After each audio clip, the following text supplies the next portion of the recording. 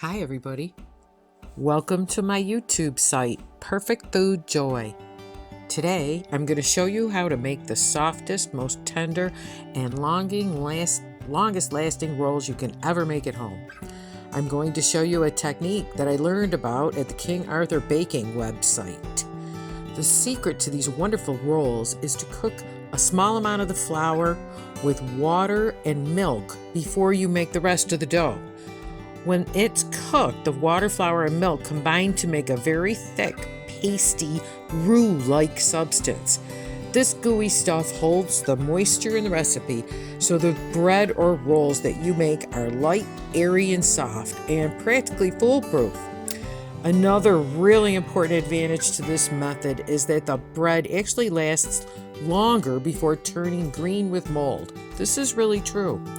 The bread will generally last 3 to 4 days longer at room temperature than any other homemade bread, without using any artificial preservatives and without the need for refrigeration, which everybody knows makes homemade bread hard and less appetizing. I hope you don't think that this extra step is not worth the effort. I'm using an induction burner in my video, and it took me only 2 minutes and 42 seconds to complete making this flour, water, milk roux. That's it. And although it needs to cool before you can add it to your recipe, I'm going to show you another nifty technique that will have it cooled and ready for use by the time you add your ingredients in the next step. First, I carefully combine 2 tablespoons of bread flour, 3 tablespoons of milk. Any kind of milk is fine. We don't care whether it's 2% or whole milk or skim. And 3 tablespoons of water in a small saucepan. I prefer to use a stainless steel pan. I'll tell you why in a few moments. Stir carefully to combine the flour, the water, and the milk pretty well, and with few lumps. A couple are okay, but it's better to have as many gone as possible. You can use a whisk if you like. I hate to wash another kind of dish of any kind, so I just use the spatula I want to stir with. A whisk isn't very good for stirring as the mixture thickens. Turn the heat to about a medium temperature and keep stirring. Don't walk away unless you know that your burner is going to take forever, because when this stuff starts to come together, it does so very quickly and you don't want it to burn on the bottom. Keep stirring and stirring and stirring, and you'll see that the mixture thickens and gets very gooey and gloppy. This is the process of cooking the flour so it can hold additional moisture before we're going to add it to the rest of our bread recipe in the next step. So, my little trick to cool the mixture quickly is to fill a stainless steel bowl with cold water from the tap and to very, very carefully lower the pan into the water, making sure not to allow any spilling onto the inside of the pan. It can be tricky. This step is the main reason that I use a stainless steel pan. Other than types might crack or break. Put it off to the side a little while and let it cool. I use a bread machine and I love it. I've had one for some years now, and this is my second model. It's a Roux and it works like a charm. I use it mostly for dough, believe it or not, and it's the easiest and fastest method to get homemade bread that is spectacular. When you make bread in a bread machine, there's an order of ingredients that matters. Most bread machines want you to start with the liquid, and when that's in there, you add the dry ingredients over top of the liquid, and you end with the yeast and a little depression in the dry ingredients. So here, I've started with a half a cup of milk, Any kind of milk is fine. 1 egg. 4 tablespoons of butter or margarine that I melted in the microwave. And the flour, water, and milk roux that we cooked up in the last step. I'm very careful to scrape everything out of all the containers thoroughly because the ratio of ingredients matters when you're baking. If you mess up the ratio, things don't rise right. Then, I add the dry ingredients on top of the wet. First comes a 1/4 cup of white sugar. Next, 2 tablespoons of dry milk powder. Then comes 1 3/4 cups of bread flour and 3/4 of a cup of whole wheat flour. Prairie Gold, it's called. You can find it in most stores. I prefer it over the traditional whole wheat flour. It's a little softer, not quite as branny tasting. It has everything that regular whole wheat flour has, but it's just a softer variety. Finally, I add a tablespoon of yeast and a teaspoon of salt. I've changed King Arthur's recipe a little bit here. I'm using this white whole wheat flour in the recipe just to add some more nutrition, some fiber, and some flavor. King Arthur calls for 100% bread flour.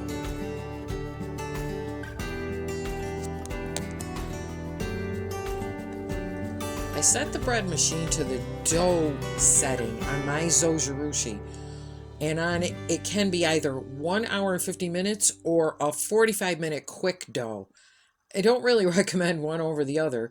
There are some small differences in the dough, but I think that each makes a fine dough for this recipe, and I don't think that most people will be able to tell the difference. So if you're in a hurry, like most of us are, use the quick dough setting if available on your machine. For this batch of dough, I've used the regular dough setting, so we'll be back in 1 hour and 50 minutes. So I've prepped my work surface with some flour, and here's my dough, all light and fluffy and risen up inside of the pan.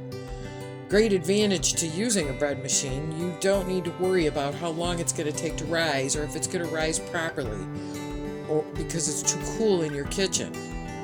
The bread machine takes care of all of that for you. The dough has a warm, soft, pillowy feel. If you're using the bread machine, dig your paddles out of the dough carefully. I take the dough, touching the floured part only, and push the sticky, fresh dough against itself a few times, and turn it over, and do it again, and turn it over, and do it again. So there is a slight coating of flour all around the outside of the dough. Then I turn it over. It's not sticky and it can be managed.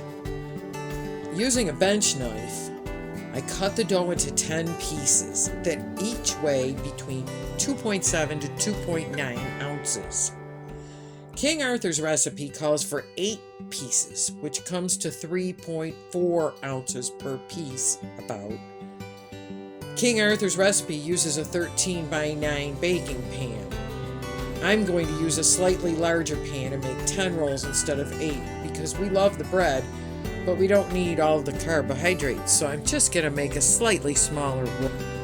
I use my hands to take each piece and I gently push the kind of ragged and sticky edges of the dough underneath.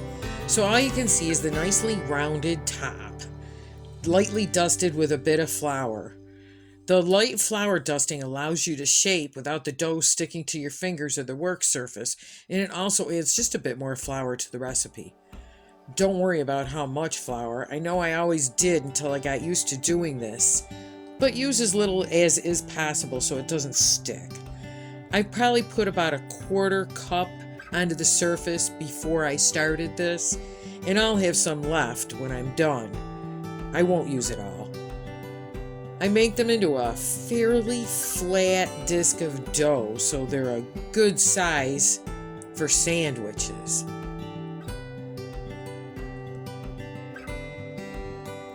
Once I've got them arranged on the baking sheet that's covered with parchment paper, they're ready to let rise for the final time before baking.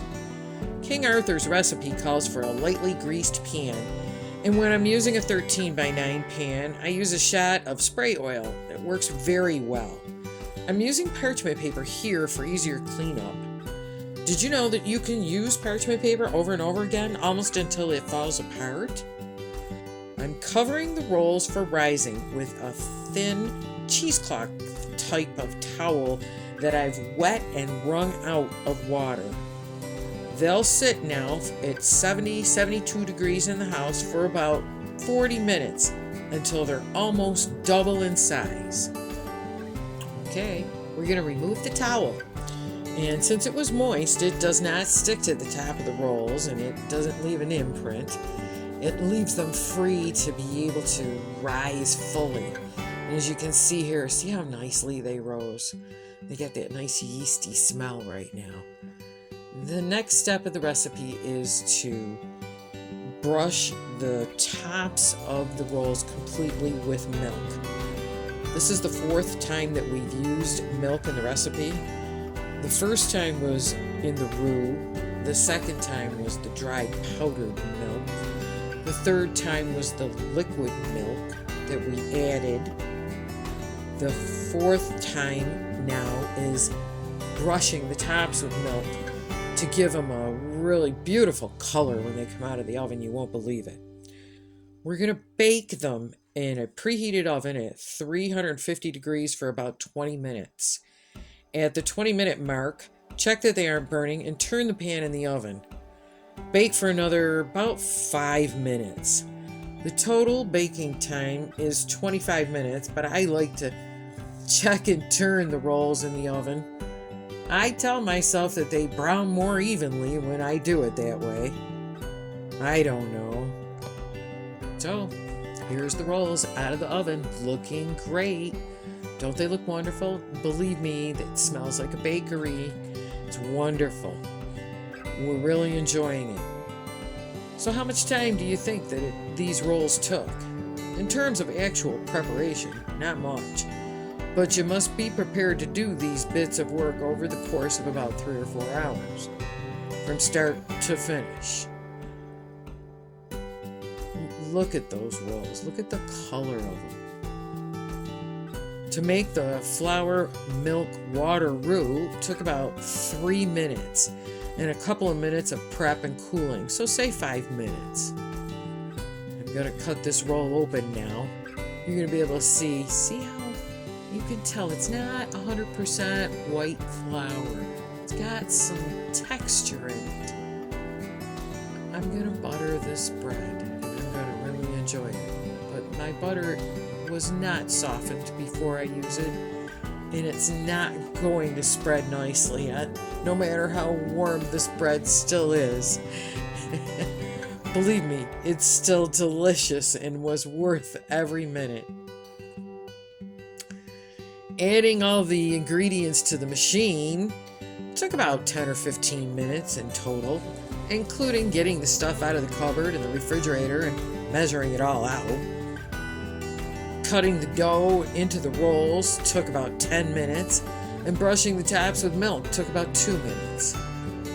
So, in terms of how much time you spent making rolls, it's a grand total of about 30 to 35 minutes when you use a bread machine.